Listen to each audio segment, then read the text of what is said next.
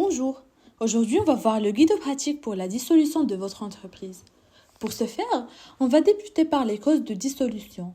Ces dernières sont énumérées dans le derrière des obligations et des contrats et peuvent être volontaires, légales ou judiciaires.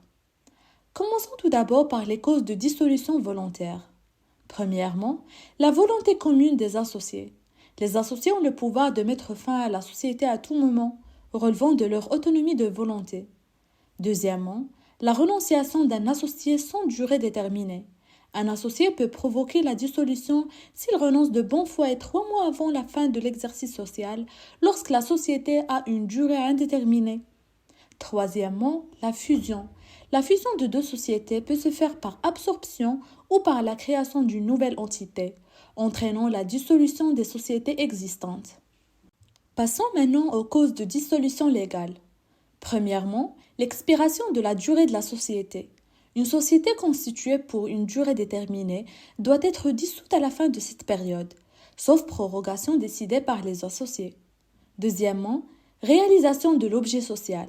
La société doit être dissoute si elle a accompli son objet initial, à moins que les associés ne décident pas de sa prorogation. Troisièmement, la perte de la moitié du capital social. Une perte de la moitié du capital entraîne la dissolution, mais cela peut être évité en reconstituant ou réduisant le capital. Quatrièmement, la réunion des parts entre les mains d'une seule personne. La société est dissoute si un seul associé détient toutes les parts, sauf pour les SARL, c'est-à-dire les sociétés à responsabilité limitée qui peuvent être unipersonnelles. On parle de la SARLO. Cinquièmement, le décès, l'absence ou interdiction d'un associé. La société est dissoute, mais les statuts peuvent prévoir la continuité avec les héritiers ou les autres associés peuvent demander l'exclusion. Enfin, on a la liquidation judiciaire d'un associé. La faillite d'un associé peut entraîner la dissolution, mais les autres associés peuvent demander son exclusion. Maintenant, on va passer aux causes judiciaires de la dissolution.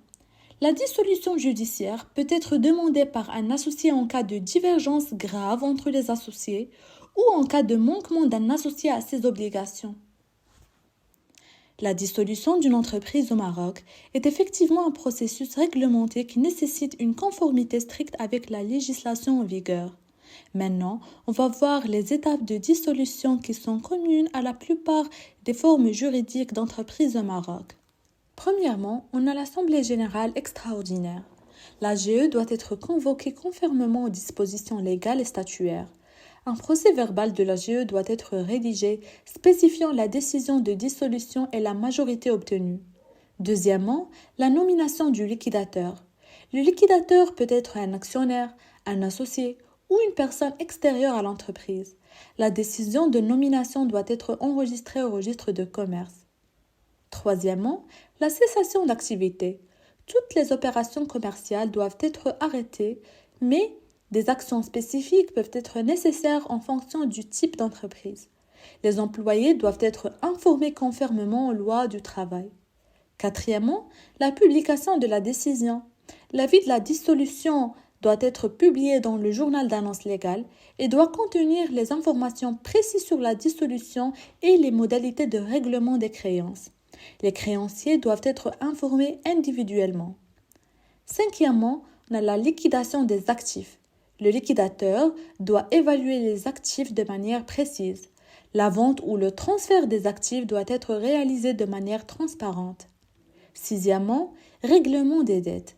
Les dettes doivent être remboursées en respectant les priorités légales.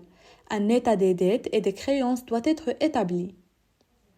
Ensuite, on a la clôture des comptes. Les comptes de liquidation doivent refléter les opérations de liquidation. Ils doivent être soumis au service des impôts dans les délais impartis. En outre, la radiation au registre de commerce. La demande de radiation doit être déposée auprès du tribunal de commerce compétent, avec tous les documents nécessaires.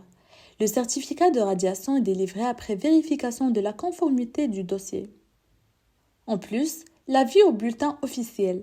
L'avis de dissolution au bulletin officiel doit être publié après l'obtention du certificat de radiation. Cela garantit la publicité officielle de la dissolution. Enfin, on a l'archivage des documents.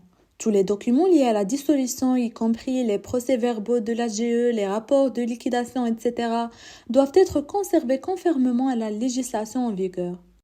Maintenant, on arrive à la fin de notre guide pratique pour la dissolution de votre entreprise. Merci pour votre attention.